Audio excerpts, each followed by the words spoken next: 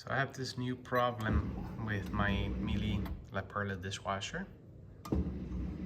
Now after you start the cycle, you'll hear the pump trying to drain any water that's there. And in the neighborhood of 18 to 20 seconds, you'll hear some beeping in a code. Here's 18, 19, there you go. So it's very consistent. So this is what I'm going to try to figure out what's going on. Right, so the first thing I do when trying to diagnose a problem is to find the technical manuals for the appliance. In this case, my dishwasher, which is La Perla G2830, falls under the G2000 family. So I searched for Miele technical information dishwasher, and this manual came up. You could easily find that on the web. Next was to find a page that had the full codes, right, for your particular dishwasher model. In mine, it ends up being on page 2 or 3. And as you can see, the F24 code says heat relay. I have the F14 highlighted because I've seen that one show up a couple of times. So they're maybe related. And the next thing is to actually look to see at the diagnostic recommendations that they have. And that would be on page 216 for this particular dishwasher. So what you're looking for is the instructions on how to test if this problem is with the particular component.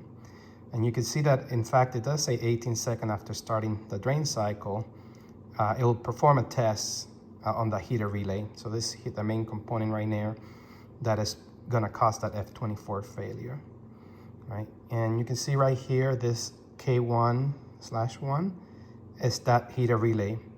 And what they're showing you here is a circuit diagram where they have the line voltage, 120 in my case, right? And the neutral.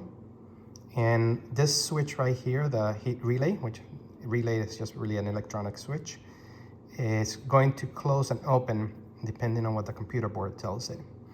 And then there's gonna be a pressure switch right here, which is the P, which is also gonna close and open, right? And if they detect a fault, meaning that the switch stayed open or closed, right, they'll throw this error code for the heat relay.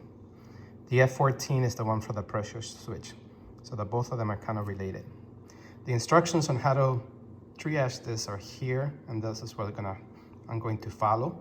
But basically, you're gonna need some type of multimeter. In particular, we're going to use a ohm meter to measure resistance. And if anything is less than the value of 10 mega ohms right there, then there's gonna be a problem with that switch. Now the location of it is the next thing that I'm going to find out, and that's on page 21 in this document, right? And you'll see it'll have a list over here where the heater relay is, the K1/1, and the pressure switch, B113. So now it gives me an idea where in the dishwasher these two components are going to be. Next, I kind of looked at the pressure switch to see what it does. That's on page 47. And again, it's kind of, this is the pressure switch right here. This is our heat relay. And you can see really it's just an electric switch that's gonna close and open and make connection and go to the board. Right? Now where the pressure switch is located, that's spelled out on page 44, right? And I can see it's actually attached to the circulation pump. So that's next, an area that I'm gonna look at to confirm that. And here is a little bit more diagrams again showing you, this is page 217 for my dishwasher, showing you again how this circuit is gonna work. Okay. Finally, on page 60, it shows you that to access those components, you're gonna have to remove this bottom drip band. Right, and it's got 4 screws that they show you where they're going to be. So that's what we're gonna do next. So now that we have an idea what we're looking for, how to test, we're gonna begin that. But before, I have to have a disclaimer here. I'm not a professional, I'm not an electrician. So this is just what I'm doing for myself. You should have someone professional working your dishwasher if you're not comfortable doing any of this work. As always, start with the power to the machine completely disconnected. That, however, never guarantees that there's not a capacitor or some other component in there that's still holding charge and can shock you. That's why I recommend that you do this with a professional if you don't know what you're doing. All right, next what we need to do is to remove the dishwasher from its enclosure here in the cabinets. But first, I want to make sure that one, the power is completely unplugged. I already done that. Two, we're going to have to drain the water that's in the basin because we're going to need to turn the dishwasher on its side. You don't want that completely falling onto your floors. So you take a turkey baster or something small and completely drain that. Next, your dishwasher may be attached to the cabinets. You'll see that in mine it is. There are 4 screws, 2 on each side. And I'll have to remove those before I can pull the dishwasher out. All right, so I removed the caps that are covering the screws tying the dishwasher to the cabinets. First warning is you gotta be careful when you remove the cap that it does not fall and get stuck on the door on this crevices right here. I did lose one of them, but hopefully when I turn the dishwasher around, maybe it'll come out. The other one is you're gonna need a Torx T25, typical one that you can find at Home Depot or any place like that, to remove the screws that come with that. You may have a different type of screws, depends who install your cabinets. And then the other piece is that the legs may be adjusted with such pressure that it's really pushing against the top of the counter right here, the granite. So I'm gonna have to lower the legs before I can pull the dishwasher out. There's a toe kick at the bottom right there, and you'll actually see that it has the same T25 screws. So we'll remove that to get to the legs, then we'll need to rotate the legs to lower the dishwasher, and then I can pull. All right, I apologize for all the garbage under the dishwasher here, but we need to get down here in order to lower the legs. You do this step after you already remove the screws that are attached to the cabinets. You'll need to lower the legs so that it can come out of the enclosure here. So this is the T20 Torx screwdriver. I think I may have said T25 before, but it's T24. And then you want to turn it counterclockwise. This will do the rear. And then you actually want to take either a slotted screwdriver and turn the front wheels counterclockwise. Or in my case, I think it's easier to use adjustable pliers and just grab onto them and just turn in sideways, counterclockwise. And you do this until you can wiggle the dishwasher out of the way. So I've lowered the legs, and you can see the screws are already loose. And all I gotta do is just wiggle side to side, and the dishwasher will start coming out of its enclosure here.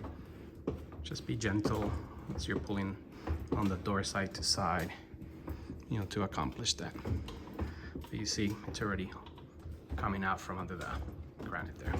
Another word of caution, you can see now that my screw is about to fall out. It could actually fall into the wall of the dishwasher there. It should have been going through that, like the bottom ones here. So I gotta be careful not to lose that screw into the sheet wall of the dishwasher. So if you got that case, be gentle and try to pull it out and get it through the hole here. Before you begin any work on your dishwasher, make sure you remove the power and plug it from the wall. I done that, it's on the other side. But also you need to shut off the water supply, which is that copper line that's going through my cabinets. I traced it all the way. It's likely gonna be under the sink because that's where all the supplies are. And I do have a shut off valve right there, which I'll turn to close. And then I'll very likely have to remove the drain hose that's attached to this copper pipe. So I have a little bit of slack when I start pulling out the dishwasher. If you do remove it, you know, be careful not to open the sink or anything because water will start to come out on the bottom. So make sure you're have some type of protection so some kid or someone doesn't open the sink and get all this stuff wet. Okay, so I pulled out the dishwasher at this point. You can see the water intake line and the drain in the bottom. Drain is already pretty stretched there. Now I'm gonna have to tip it on its side. There's going to be water inside still, so I'll put some towels down so that at least it catches some of it. So the next step right now is to remove the drip pan that is at the bottom. There are four screws as highlighted here. They're gonna be the T20 torx. And you can see 1, 2, and then in the front of the dishwasher, there'll be one more over here and one on this other side.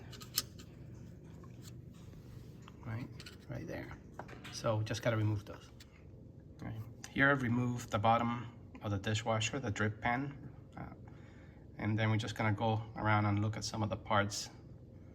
What's important for me is to know, hey, I've removed the power, but there could still be capacitors in here that holds charge. So as I'm moving around here, I'm gonna look out for those and be careful not to touch them. This is the circulator pump, and motors usually have a capacitor attached to them to get them going. So you will actually see this round cylinder attached at the bottom of the motor. That's gonna be a capacitor, so I'm gonna try to stay away from those terminals. I'm not sure if this is also a capacitor, but I'll try to stay away from the terminals just in case. What I'm looking for are the heating components, since that's my problem is. And this motor is going to have a heating element inside. And you can see the two leads right here for the heating element. We're looking for the heater relay, which is a little bit above here. We're gonna remove that next to verify it.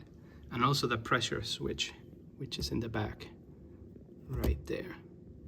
So I'm just gonna start checking components and see if I find anything odd. Since my problem indicated the heater relay, that's the first component that I'm gonna look at. It's got a little clip over here. So I'm just gonna press it, wiggle it, and come off. You can see that it hooks in those 4 pins right here. I'm gonna try to remember the order of these connectors. I'm sure they're probably keyed, so there's no way to get them wrong, but just in case, it may be worthwhile to take a picture.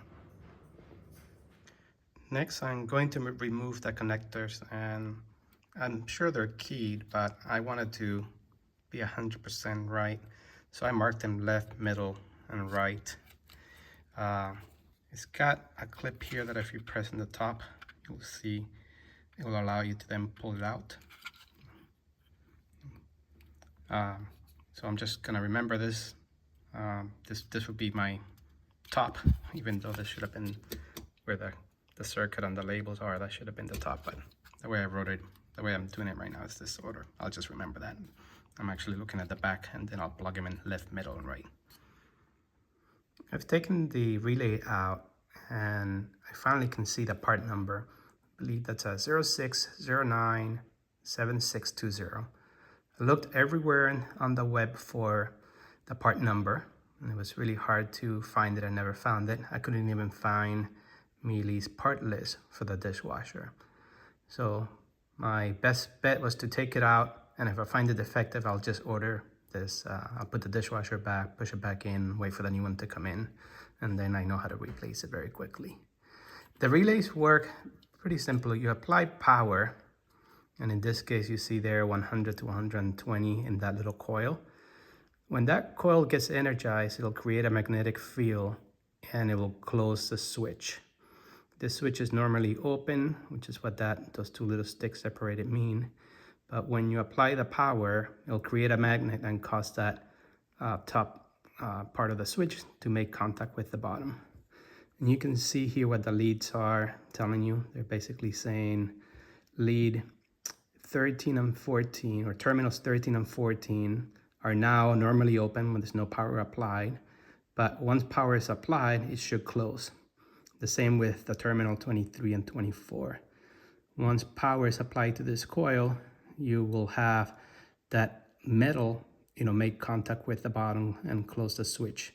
And that allows electricity to flow between 13 and 14. So that's what that relay does, pretty simple. I'm just going to open it up to see what it looks like inside. The terminals look pretty clean. I'm still gonna give it a little bit of scraping just to make sure there's good contact. But I'm kind of hoping that once I open this inside, I'll find something that will tell me this is defective, and hopefully I can fix it. And to open it, you can see there are 2 clips on that side and 2 clips on the other. So I'm just gonna use like a very small screwdriver to get underneath there, and maybe one of these pliers. The point is to just open up the 2 clips on this side and move it on the other, and we'll remove the cover. All right, so I finally got the cover removed. Fortunately, I used a little bit of brute force and I cracked the plastic here. Not a big deal. I'll just use electrical tape to put it all around it when I close it. Key thing here to remember, just, when you remove the cover, remember which direction it goes. So you end up with, in my case, I have the numbers here with no electric diagram.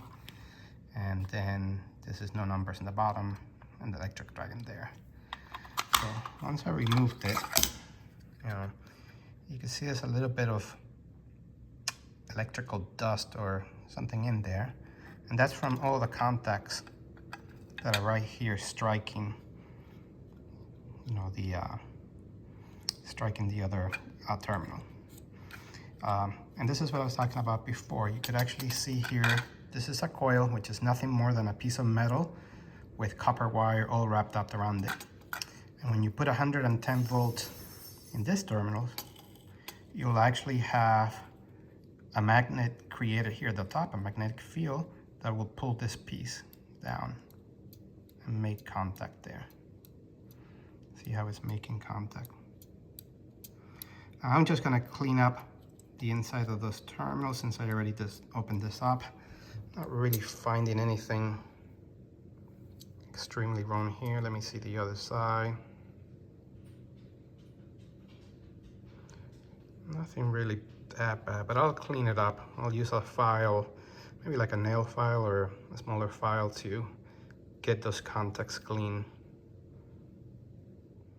And here's my multimeter. It's called a multimeter because it's got multiple functions. It measures different characteristics. We got voltage, which you can do AC and DC.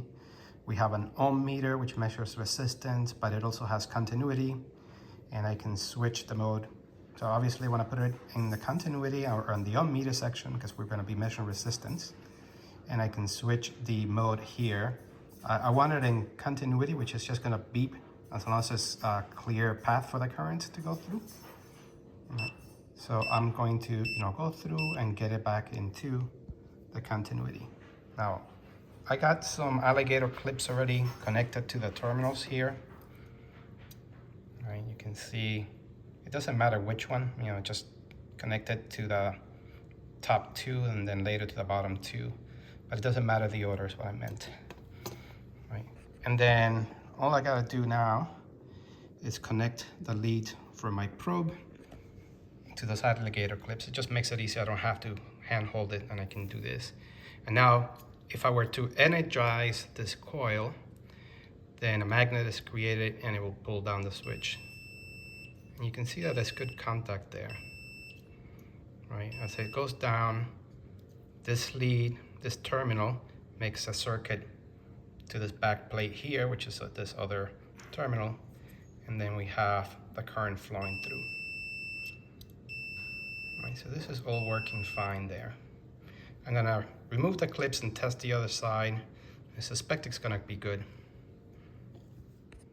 So I'm a bit baffled at this point because this F24 code, it's pretty easy to triage if you follow the instructions in the manual. It says that when no power is applied to the heater relay here, the contacts should remain open, and therefore no line voltage should be measured at the computer endpoint. And if it does, if it sees 120 volts here, then it'll throw the F24 code because it means the relay have stayed closed even though there's no power applied. Now I looked at my relay here and it's, no power supply, and you can see the contacts are really opening far away enough that there shouldn't be any contacts. So I don't know if occasionally it's getting stuck for some reason, but I don't want to replace this part yet because it's about $110 from Miele. So what I'm going to do is I'm going to clean it up, and maybe another possibility is that maybe you get some humidity in here and it kind of makes contact, but that would have to have a lot of water in here and the contacts for that to happen. So I'm not thinking it's that either. I'm just going to like clean up the contacts, and then put it back and see what happens. If I still get an F24, I may have to buy the bullet and buy the part just to see if there's something I'm missing, but otherwise it could be something else that I haven't thought of yet. I'm gonna use this file that I have here, but a nail file can also work. All we want to do is just get some of that crust off the contacts. Gotta be very careful not to mess up the spring action that's here. You still want it to go back up when there's no power apply. So I'm gonna be very careful not to change that tension that's there when I'm using my file. All right, so I put the heater relay case back on the relay. I also put the cables back in the order that I had labeled them, but I added some tape just as a precaution. I'm thinking, I don't know if there's any steam or humidity that gets in there and it could cause a bad contact to happen. So I basically kind of seal this with electrical tape. It's just a wild guess here. But it's worth trying. You don't lose anything except maybe a little bit more work if this does not work. I'm gonna put the system back together. If I still get the error, I'm gonna have to do more research and maybe go back to the pressure switch here and start doing some additional tests. So this is where I'm at right now. It's kind of late on a Sunday night, so I just wanna put everything back together and then start working on seeing if it works or not. Remember, this just goes like this and clips. So while I'm here, I decided to just do a quick test of the heating element since it's so easy. If you ever have a problem when the water's not getting heated, right, you probably want to check your heating element. Heating element is built right into the circulator pump right here. So what I'm going to do is disengage these two connectors right here, just pull them back out, and then clip my ohm meter to measure the resistance. Resistance should be really low for the heating elements, and 10 to 50 ohms type of number. If you get a really high number or some open open connection, then that means you have to replace this whole unit. The pump and the heating element is already one unit. So I'm just gonna go test that. I know it's working for my case, but I figure since I'm here, I'll just show you guys how to do this. All right, so I got ahead and I attached my alligator clips just so that I can do this video with hands-free. This going to the leads for my voltmeter, my multimeter. We're gonna measure resistance, which the ohm symbol is this one right here. So I'm just gonna turn it on to that section that's in the ohm meter point right now. And you can see the value is 12 ohms. And that's definitely within the range. It should be pretty close to almost no ohms, right? Because just a straight heating wire that they have there, and heating element. If you see that number very high, thousands, or even 0L, which means infinity, it means that the heating element is broken. All right, so that's just how to check your heating element. Piece of cake, right? Now that I put the heater relay back, I'm just gonna put the drip pan, recalling that there are 4 screws, 2 in the bottom here and then 2 in the front that I'm going to need to put back in there. Okay, I forgot to show the drip pan has a couple clips in the front that you need to make sure that the lip of the pan goes into, to look out for that. The other piece is the water intake has to be high like this. So if in my case I have it tied here with some tie, but make sure that your water intake is always high. I forget why that is, but it's kind of required. Right, here's a tip.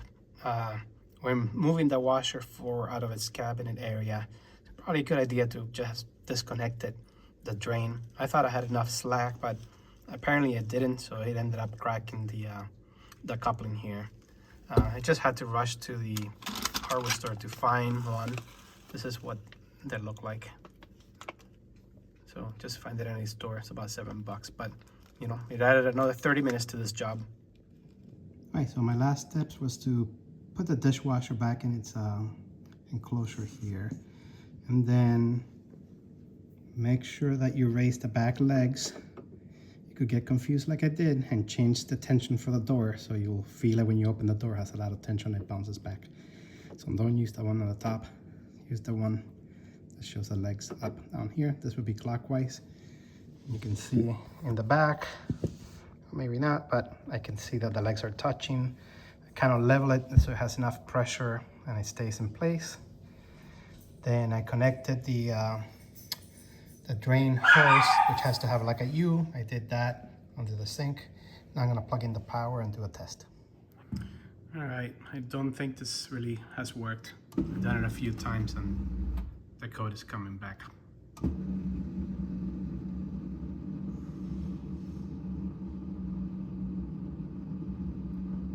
I'm approaching the 18-second mark right now.